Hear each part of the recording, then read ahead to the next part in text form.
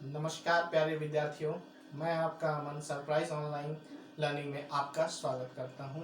इस लॉकडाउन के सीरीज में हम अभी तक देख चुके हैं गॉस लॉ के बारे में। गॉस लॉ का एप्लीकेशन लास्ट लेक्चर में हमने देखा, जिसमें हमने चार्ज शीट के द्वारा, इनफाइनाइट चार्ज शीट के द्वारा इलेक्ट्रिक फील्ड के बारे में अध्ययन किया है। आज हम उसी का पार्ट 2 देखेंगे, अर्थात एप्लीकेशन ऑफ गॉस लॉ का पार्ट 2 आज हम देखेंगे, जिसमें हम इनफाइनाइट चार्ज रॉड के द्वारा इलेक्ट्रिक फील्ड किसी r डिस्टेंस पर देखेंगे कि वो कितना होता है। यह r डिस्टेंस इस रॉड के कंपैरिजन में, ये जो डिस्टेंस है काफी छोटा है। यहाँ पे इनफाइनाइट का ये मतलब नहीं है रॉड का कि रॉड अनंत लंबाई का है। इसका यह मतलब होता है कि यह कंपेरेबल, किसी चीज के कंपेरेबल कोई भी चीज इंफिनिटी हो सकती है। अगर मान लो हम एंजस्ट्रॉम में दूरी लेते हैं और लेंथ आपका मीटर में है रॉड का, तो वह उसके कंपेरेबल हम कह सकते हैं कि यह इनफाइनाइट रॉड है। यहाँ इनफाइनाइट टर्म कंपेरेबल है, ना कि एक्चुअल इनफाइनाइट की बात होती है। ओके, तो आइए हम स्टार्ट करते हैं और आशा करता हूँ कि आपकी पढ़ाई सकुशल चल रही होगी और आपको सब कुछ समझ में आ रहा होगा। Okay friends, so start lecture. So आज हम देखते हैं इनफाइनाइट चार्ज रॉड के द्वारा इलेक्ट्रिक फील्ड देखेंगे। ठीक है, हमने r दूरी पर एक पॉइंट एज्यूम किया है, उसका है P। Late assume point P। ठीक है, अभी तक हमने जो है गॉसियन सरफेस एज्यूम किया था लास्ट लेक्चर में। गॉसियन सरफेस कैसा होना चाहिए, उसकी भी कुछ प्रॉपर्टीज होती हैं। गॉसियन सरफेस की प्रॉपर्टी क्या होती है? पहली चीज होनी चाहिए वह सिमेट्रिकल होनी चाहिए। दूसरी चीज यह होनी चाहिए कि वह क्लोज्ड हो, बंद हो। तो आपको पता होना चाहिए कि किसी भी स्पेस में एक r डिस्टेंस पे पॉइंट का लोकस क्या होता है। अगर हम किसी प्लेन पे बात करें, तो एक पॉइंट से अगर एक पर्टिकुलर डिस्टेंस r पे ऐसा लोकस सोचो जो कि एक कांस्टेंट डिस्टेंस पे हो, तो उसका पाथ क्या होता है? सर्कुलर होता है, जैसा कि हमें पता भी है। ये कुछ हम ऐसे ट्रेस भी कर सकते हैं। ओके, सो अगर हम स्पेस में बात करें तो यही सर्कल का हम लेंथ भी कुछ सोच सकते हैं होगा। अर्थात मैं बात करूं तो अगर आप इसका सामने से फ्रंट व्यू अगर आप देख रहे होंगे तो एक सर्कुलर दिख रहा है। लेकिन अगर मैं इसी मार्कर को अगर मैं वर्टिकल कर दूं तो क्या ये आपको सिलेंड्रिकल टाइप का दिख रहा है। और आप खुद देखिए, एक r डिस्टेंस पे स्पेस में एक निश्चित दूरी पर किसी बिंदु से स्थित बिंदुओं का जो बिंदु पथ हम देख रहे हैं, दैट इज सिलेंडर, अर्थात बेलनाकार होता है। Okay, start. तो हमने देखा कि इसकी आकृति कैसे हुई, बेलनाकार। तो हमें यहाँ पर कैसा गॉसियन सरफेस एज्यूम करना चाहिए? तो हम सिलेंड्रिकल गॉसियन सरफेस यहाँ पे एज्यूम करते हैं। आइए हम सिलेंड्रिकल गॉसियन सरफेस यहाँ पे बनाते हैं। तो यहाँ से अगर हम सिलेंड्रिकल गॉसियन सरफेस बनाना चाहते हैं तो यहाँ से भी एक r डिस्टेंस कुछ इस प्रकार का ले लूँ, और अगर मैं सिलेंडर बनाना चाहूँ तो आइए देखते हैं कैसे बनाते हैं। तो ध्यान दें, क्या हम इसको ऐसे लिख सकते हैं? ठीक है, और कुछ इस प्रकार का हम गॉसियन सरफेस मानेंगे। ठीक है, यहाँ पे हम इस प्रकार का गॉसियन सरफेस मान लेंगे। राइट है, हमने देखा कि हमने गॉसियन सरफेस बना लिया है। ओके, अगर r डिस्टेंस है तो क्या अगर ये सेंटर की तरह काम कर रहा है तो हम इसे भी r मान सकते हैं। अगर ये इनफाइनाइट चार्ज रॉड है तो आप खुद सोचें कि यह कैसे इलेक्ट्रिक फील्ड लाइंस दे रहा होगा। क्या अगर ये रॉड मैं किसी सिलेंडर के बीच में खुद एज्यूम करूं, तो अगर मैं इसे समझूं एक लाइट है जो कि एक सिलेंडर के अंदर जला दी जाए, आप खुद सोचो कि लाइट कैसे कैसे निकलेगी। सामने से इस डायरेक्शन में, अंदर की ओर ब्लैक बोर्ड के, फिर इधर, मतलब सारे डायरेक्शन। लेकिन कहाँ? इसकी कर्व्ड सरफेस के अलोंग। आप अगर 3D में थोड़ा एज्यूम करना है, बट अगर फीलिंग हो तो बात अच्छे से समझ में आती है। देखें तो अगर ये रॉड है और हमने सिलेंडर में रखा है, तो जितनी भी किरणें निकलेंगी, यही किरणें हम लाइट के रूप में जिसे बात कर रहे हैं, electric field is also EM wave, अर्थात इलेक्ट्रोमैग्नेटिक वेव। ठीक है, तो दोनों सिमिलर केस होती है। थोड़ा अंडरस्टैंडिंग के लिए अपन लाइट सोच सकते हैं। तो यहाँ पे हमने लाइट माना और जितनी भी रेज निकल रही होंगी वो सारे के सारे इसके कहाँ से निकल रही होंगी, कर्व सरफेस से निकल रही होंगी। भाई बात सही है, कर्व सरफेस से निकल रही होंगी, ठीक है, अर्थात कुछ इस तरह से निकल रही होंगी। अगर हम ध्यान दें, ठीक है, ठीक, क्या इस तरफ भी निकल रहे होंगे, क्योंकि पॉजिटिव चार्ज जो होते हैं, पॉजिटिव चार्ज जो होते हैं वो इलेक्ट्रिक फील्ड लाइंस को अपने से दूर भेजा करती हैं। तो यहाँ पे हम देखेंगे कि क्या इस प्रकार से इलेक्ट्रिक फील्ड लाइंस निकल रही होंगी अलोंग, ये रेडियली निकलेंगी और कैसे निकलेंगी, एकदम कर्व से। अगर मैं इसको ऐसे दिखाऊं तो भी अगर आप समझें तो ये कुछ ऐसे निकल रहा होगा, रेडियली बाहर, मतलब त्रिज्यता का बाहर निकल रही है सरफेसेस से, ठीक है। बात को जरा समझिए, 3D में बात हो रही है, बातों को जरा ध्यान से देखिए। तो यहाँ पे हमने देखा कि इस प्रकार से होता है। तो आइए हम बात करते हैं, क्योंकि हमारा फ्लक्स क्या होता है, फ्लक्स का फॉर्मूला अगर हम सोचें तो it is just equal to integration E dot D A के बराबर होती है, ठीक है। इंटीग्रेशन फ्लक्स जो होता है ये फाई है, ठीक है, phi is equal to E dot D A के बराबर होता है। हमने देखा कि भाई साहब ये यूनिफॉर्म इलेक्ट्रिक फील्ड प्रोड्यूस कर रहा है, ठीक है। अगर हम इसके इस कर्व सरफेस का एरिया वेक्टर माने तो क्या हमें इसी के अलोंग दिखता है डी एरिया वेक्टर, ध्यान दीजिएगा, ध्यान दीजिएगा, इसे मैं E1 मान ले रहा हूँ। जो D1 जो है यहाँ पे इलेक्ट्रिक फील्ड के अनिर्दिष्ट जगह है, अर्थात इन दोनों के बीच में बना कोण यही समझ लें।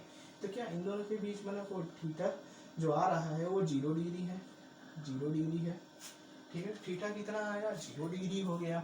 अगर हम यही बात करें, जो ये फ्लैट सरफेस दिख रही है, जो ये फ्लैट सरफेस दिख रही है, ये जो फ्लैट सरफेस हम देख रहे हैं उसका अगर हम एरिया वेक्टर की बात करें, हमें पता है भाई साहब ये ऐसे होगा परपेंडिकुलर टू इट, अर्थात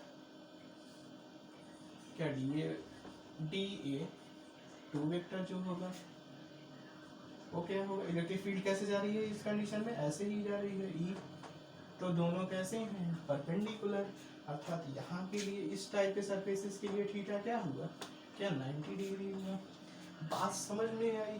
तो हमारे पास यहाँ पे फ्लक्स निकालने के लिए दो सरफेसेस अवेलेबल है, कौन कौन से अवेलेबल है, एक तो हमारा कर्व सरफेस है अर्थात वक्र पृष्ठ है, एक समतल पृष्ठ है अर्थात फ्लैट सरफेस हम यहाँ पे देख रहे हैं, ठीक है।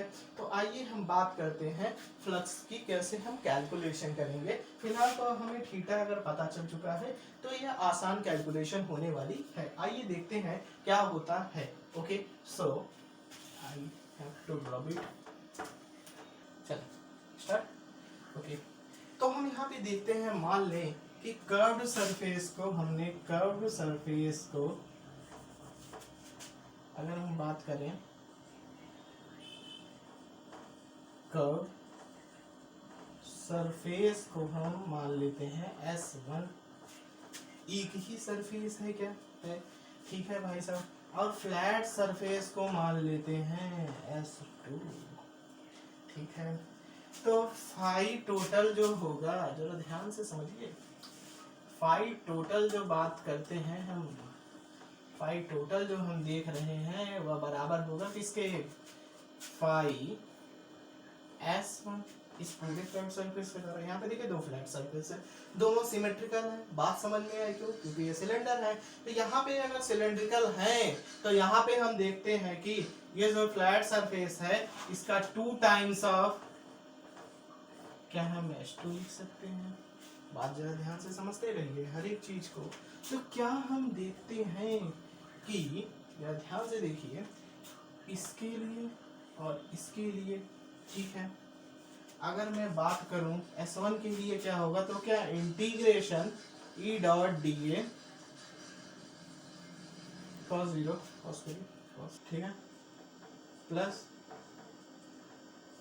ऑन है, ठीक, integration 2 times of E D A 2, समझ में आई।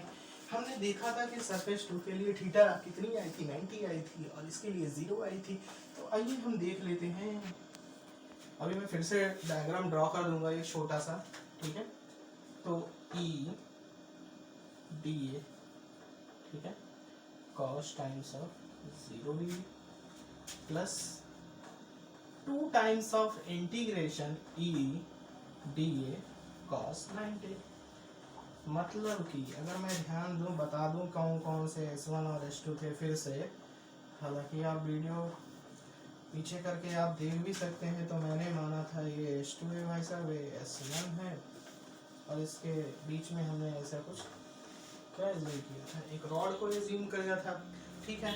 एक रॉड को हमने पूरा एज्यूम कर लिया था और देखा था इलेक्ट्रिक फील्ड और इनके बीच में कोण E और DA के बीच में जो एंगल था वो थीटा बराबर आया था 0 डिग्री, वहीं पे ये परपेंडिकुलर थी और ये E ऐसे था, DA2 ऐसे था, तो हमने देखा कि थीटा बराबर 90 डिग्री है। तो यहाँ पे ये टर्म मर गया, ठीक है, ये टर्म खत्म हो गया और ये आया कितना, E कांस्टेंट है तो बाहर ले सकते हैं, इंटीग्रेशन DA। और हमें पता है गॉस लॉ से होता क्या है कि ये क्या होगा, हमें पता होना चाहिए ये Q अपॉन एप्सिलॉन नॉट के बराबर होता है। बात कंफर्म है, Q अपॉन एप्सिलॉन नॉट के बराबर होता है। लेकिन इस रॉड पे कितना चार्ज डेंसिटी होगा अगर मैं बात करूं, ठीक है, और मैं इसकी लेंथ जो है L ले रहा हूं और इसमें लीनियर चार्ज डेंसिटी हमने पढ़ रखा है, रेखीय आवेश घनत्व की अगर मैं बात करूं तो अपन इसे लैम्डा से अगर डिनोट कर दें तो L लंबाई में टोटल चार्ज कितना हो जाएगा। अगर मैं टोटल चार्ज की बात करूं तो L लंबाई में टोटल चार्ज क्या, लैम्डा लिख सकते हैं हम, पक्की बात, ठीक है।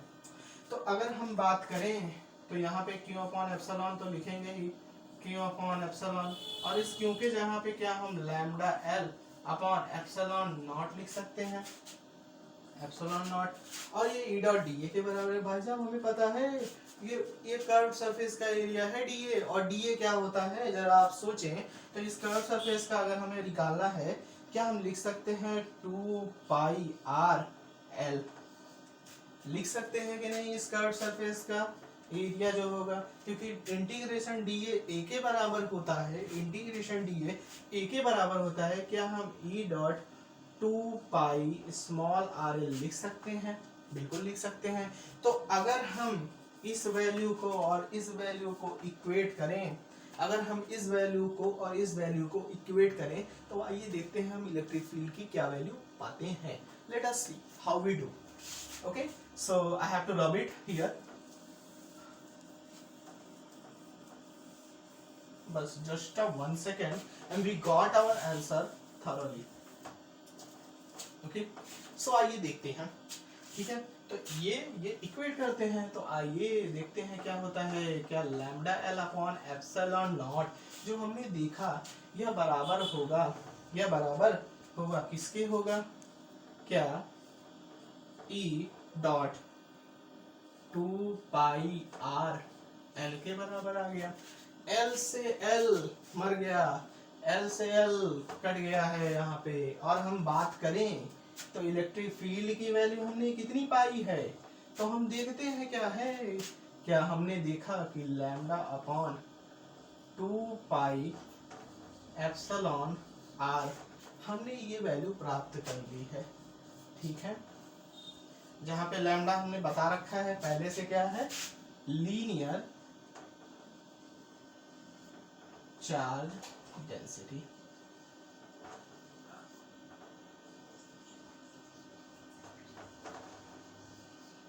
ओके फ्रेंड्स, तो हम इलेक्ट्रिक फील्ड निकाल चुके हैं। होपफुली आपको यह लेक्चर समझ में आया होगा, और मैं आपसे आशा करता हूं कि अगर आप इससे कुछ सीखते हैं तो आप इस वीडियो को जरूरतमंदों तक शेयर करें, और जो बातें ना समझ में आई हो आप उसे कमेंट सेक्शन में जरूर हमें बताने का प्रयास करें। धन्यवाद। Stay home, stay learn.